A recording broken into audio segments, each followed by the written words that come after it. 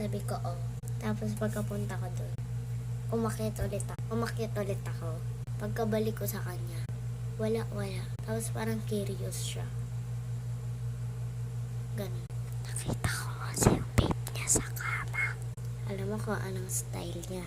Pag tinanong siya ni Papa, sasabihin niya, ay kikisi, ay kikiil. Nasa kwarto mo, huy.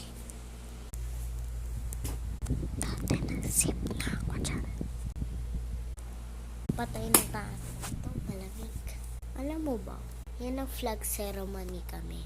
Hindi pumasok si kuya, wala daw teacher. Kami wala ang teacher rin. Pumasok lang, hinati kami ng teacher. And kay teacher girly ako sa taas. Hindi ko nga alam. Alam mo yun ang flag ceremony kami. Ang init. Yung mga kaklase ko, sharing na lang for